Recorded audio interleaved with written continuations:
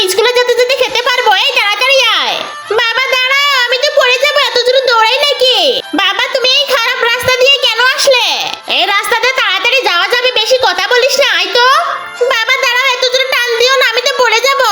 বাবা চলো না, তুমি এখানে কেন দাঁড়ালে? আমার তো স্কুলে লেট হয়ে যাচ্ছে। বেশি কথা বলিস না, তুই একাই চলে যা, আমি এখানে দাঁড়িয়েই আছি। আরে ভাবি কই যান? এই স্ট্রবেরি তুলতে যাচ্ছি, যাবা নাকি? ও স্ট্রবেরি, দাঁড়াও আমিও তুলতে যাব। দেখো রাকিব, আমাদের স্ট্রবেরি গুলো কিন্তু অল্প দিনে অনেক বড় হয়েছে, আর খেতেও কিন্তু খুব মিষ্টি। চলো অনেকগুলো তুলে ফেলেছি, এখন বাড়ি যেতে হবে। পিঙ্কি আবার স্কুল থেকে এসে আমাকে খুঁজবে। ঠিক আছে ভাবি, তাহলে তাড়াতাড়ি চলো। এই স্ট্রবেরি গুলো দিয়ে পিঙ্কিকে একটা পুতুল ক্যান্ডি বানিয়ে দিব, তাহলে আমার মেয়েটা দেখলে অনেক খুশি হবে। বাড়িতে যাই আগে, মাকে সব বলে দিব।